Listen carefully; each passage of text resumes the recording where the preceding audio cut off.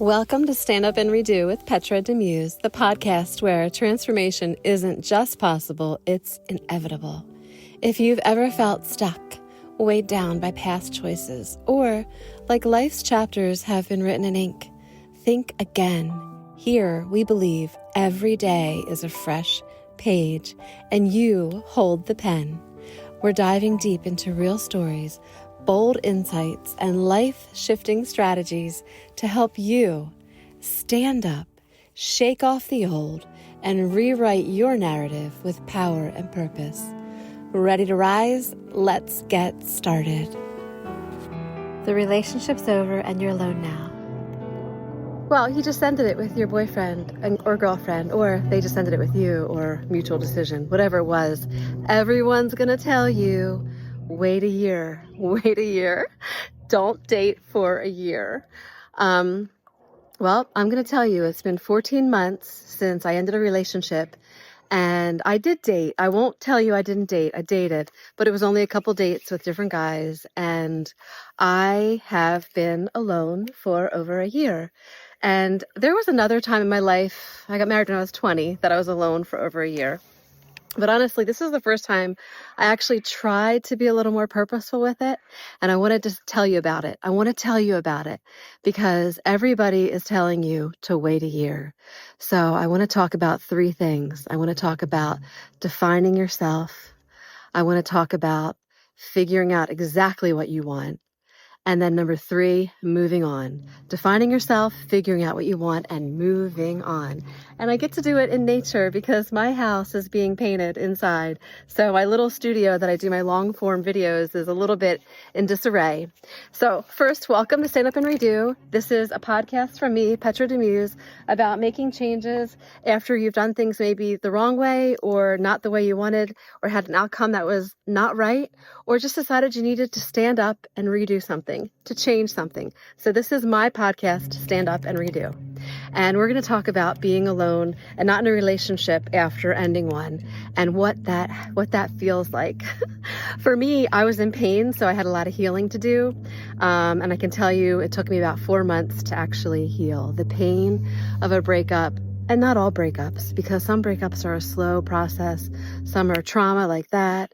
Everyone is different. But I'm going to tell you, when you first break up, cool your jets.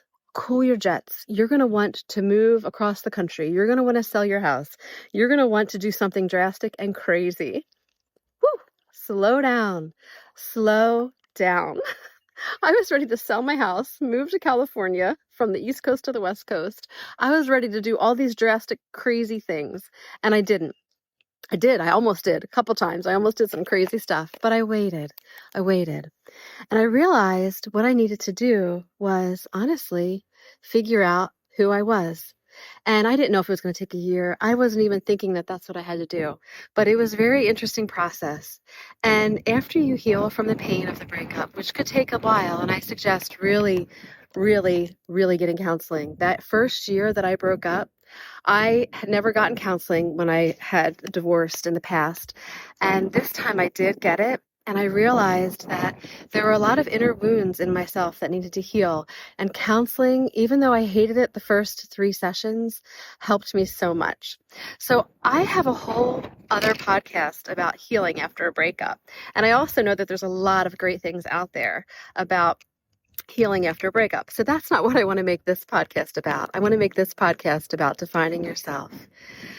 In that year that I broke up, I kept thinking I would date right away and how it would be very healing for me because I really love partnership. I love affection. I love touching. I love leaning into another person. I love having a person who I can tell my private jokes to, or I can call up and just like they know every little thing about my day and I can talk to that person about it. I love that.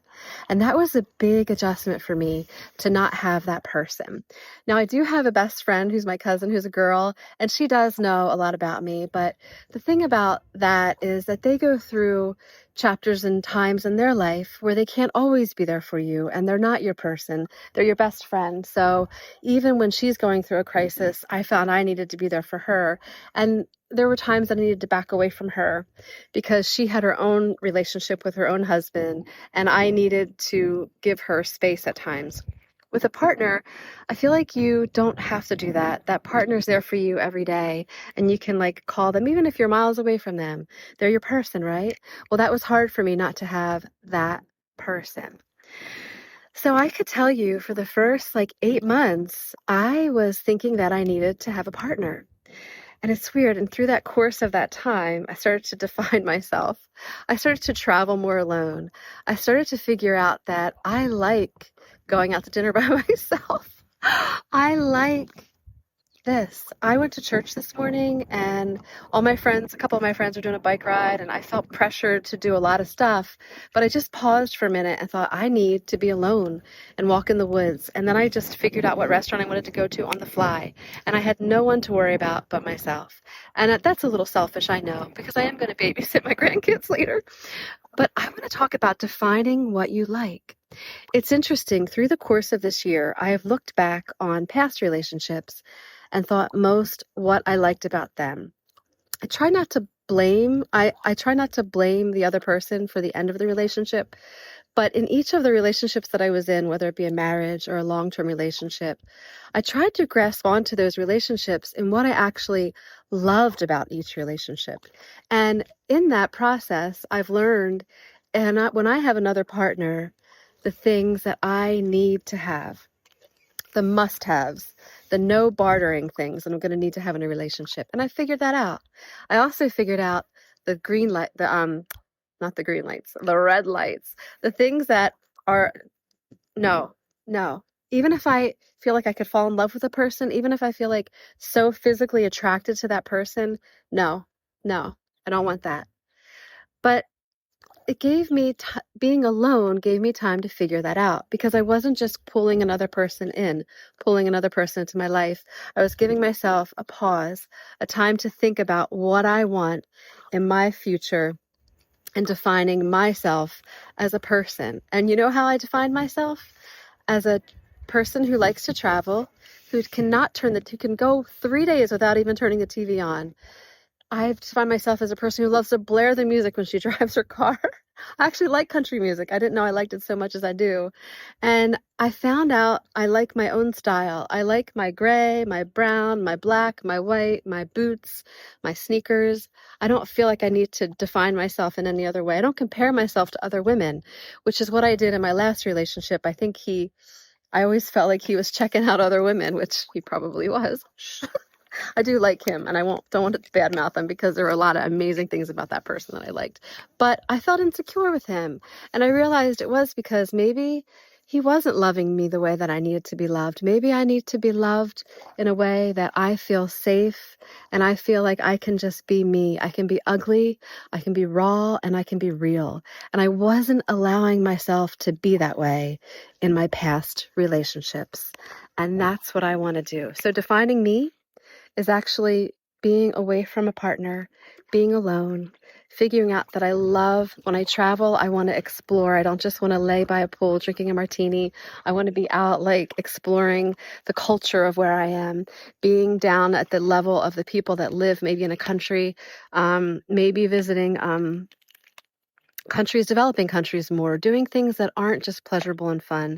I want to have a purpose. I figured out I've been praying at church, which is such a small thing to do. I just volunteer to pray. And it's because I travel so much for work that it was hard for me to figure out how to volunteer my time. But I have a burning desire to volunteer. And even that little tiny bit of couple minutes after church of volunteering, I have always given little bits of money to different organizations, but I've always wanted to volunteer, and I've been held back from that in many instances in my life for things I've held myself back. I've had partners that held me back because they wanted to have time with me and they didn't want me to volunteer my time.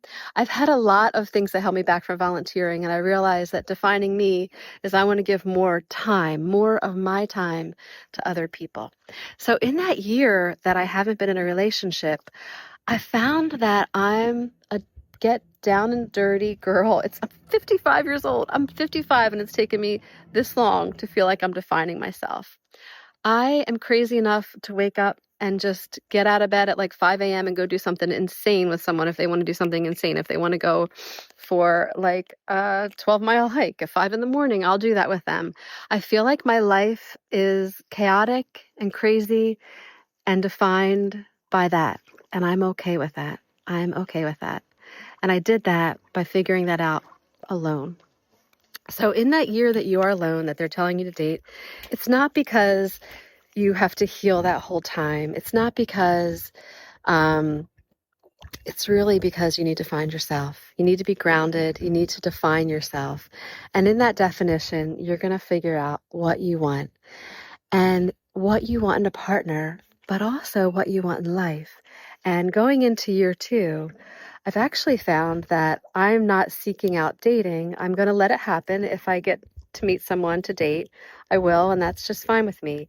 But I'm also finding that what I want is I would like to have a partner someday. But right now, I'm not so desperate for that I'm willing to give up those things that are non-negotiable. I'm not willing to give it up.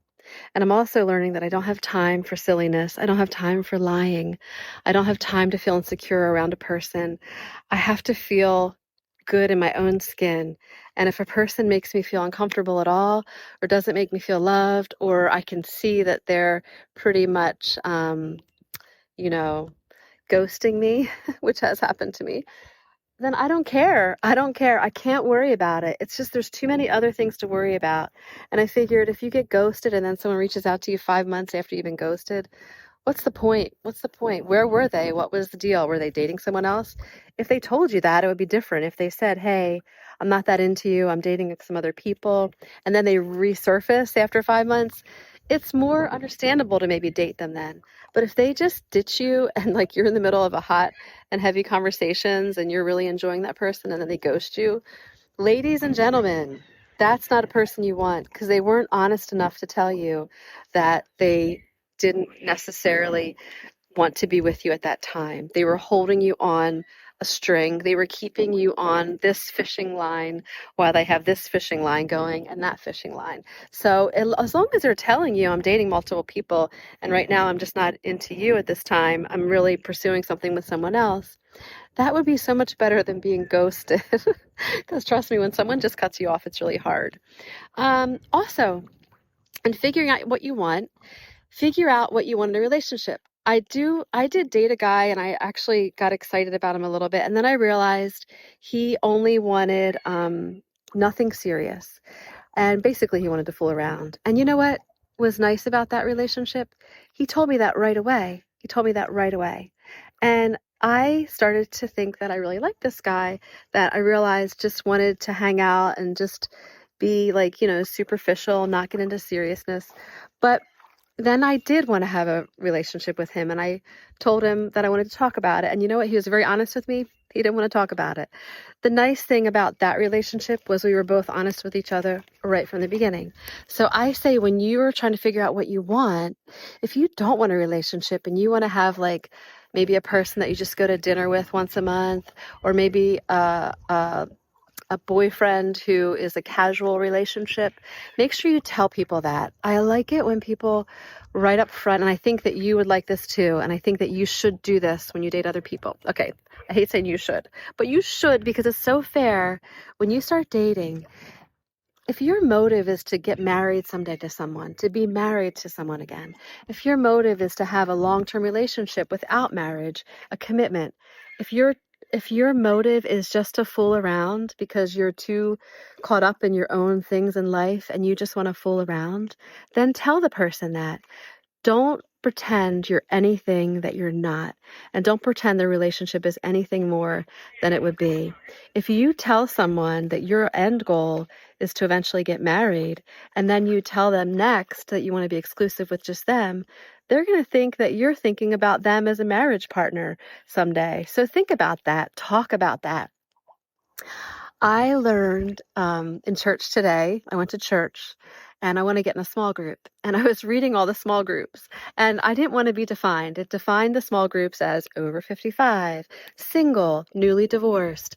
And I thought, I just want to go in a small group that talks intellectually about reading the Bible and what the Bible says and gets into some deep conversations to learn about the Bible.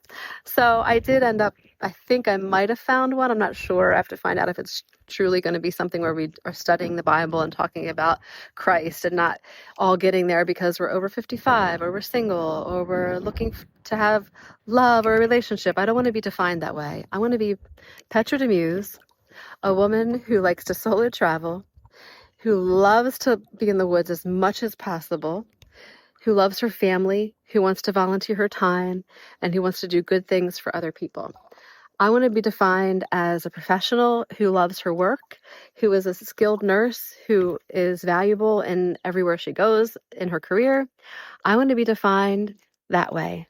I don't want to be defined as Petra. She's hot, she's easy, she's fun, she is someone I just want to be around for a little bit.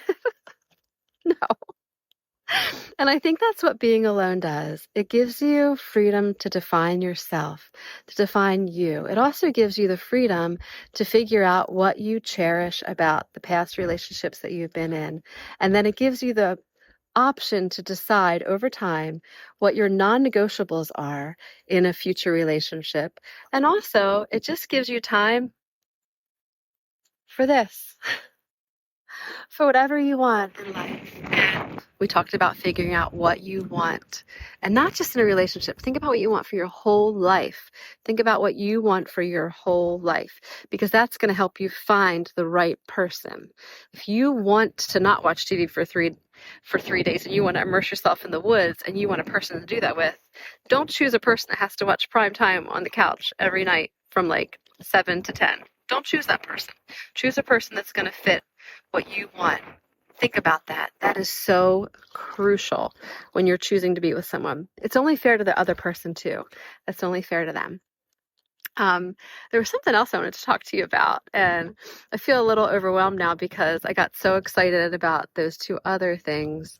Moving on. Yes, moving on. That was the third thing I want to talk to you about. In the process of thinking that I needed to find another person and thinking that I need to have a partner, I moved on. I moved on from defining myself as a woman who is seeking another partner. I would like a partner someday, I won't lie, but I haven't put a timeline on it. I haven't put that on my life. I thought by now I would be on dating sites, and I haven't even thought about that. And actually, I don't think I want to go on dating sites, so I'm going to have to figure this out some other way. But I want to tell you, moving on for me, when I think about moving on, I'm figuring out my next vacation. I'm not thinking about the next time I'm going to go on a date. I'm thinking about the next travel trip I'm going to do. I'm thinking about the next volunteer job I'm going to do. And I'm thinking about how I'm going to fix my hair right now. This is insane.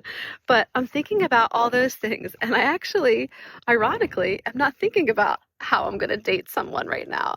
I am thinking about my life in the future and what I envision for it. And it does include another person, but it doesn't have a timeline on it.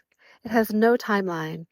My moving on is experiencing cold plunges, which I'm going to start doing. Cold plunges are going to be my new thing. And I wish I brought my suit here. I'm tempted to go in there naked because there's nobody here, but I won't do that. I won't do that. I want to start doing cold plunges. I want to start traveling more. I want to start going on more bike adventures. I just have all these things that I want to do. And I'm not thinking about dating because when am I going to do that? Like right now, it's kind of just defining myself was what I did already. Figuring out what I wanted was really what I've done. And now moving on. And this moving on part is the best part. It is the best part. I'm telling you, if you can hold out, and I don't want to put a timeline on it as a year or 2 years or 3 years, but if you can really hold out and listen when people say, don't get in a relationship for a year, don't do it. I did date within that year. I was a little bit of a failure there. And I can tell you, if you can do that, I just want to share benefits from me, And I would get irritated when people told me that when I first broke up with someone, word a year. It would irritate me. But now I feel so blessed that I have had a year to not be in a relationship, and I am fine with it right now. I'm fine with waiting and finding that right person that will fit me when he comes along. And I truly believe he's out there. I mean, he has to be. This world is so huge, right? He has to be out there. The thing is, I have to use discernment and I have to use discretion. And if this little podcast here, this little YouTube video takes off right now, I will take you on my dating journey. I'm just excited. I'm excited for you. I'm excited for you to try it. Try a year without a relationship, at least a year. Try it. Let's do it. Let's do it together. Let's stand up and redo. Thank you.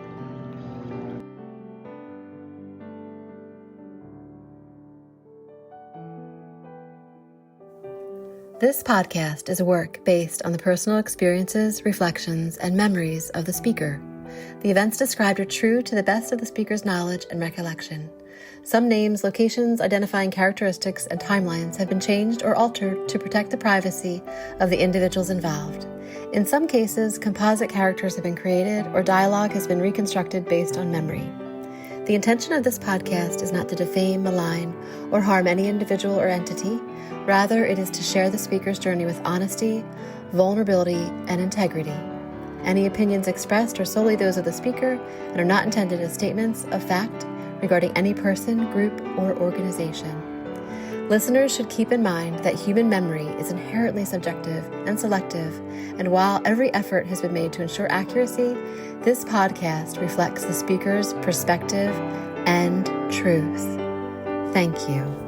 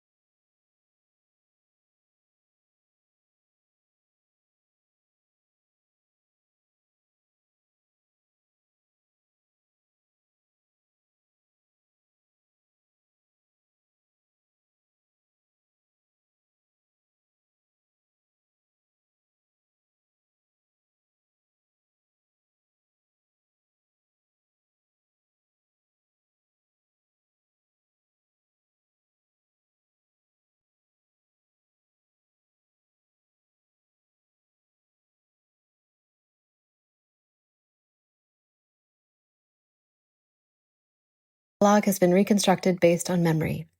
The intention of this podcast is not to defame, malign, or harm any individual or entity. Rather, it is to share the speaker's journey with honesty, vulnerability, and integrity. Any opinions expressed are solely those of the speaker and are not intended as statements of fact regarding any person, group, or organization. Listeners should keep in mind that human memory is inherently subjective and selective, and while every effort has been made to ensure accuracy, this podcast reflects the speaker's perspective and truth. Thank you.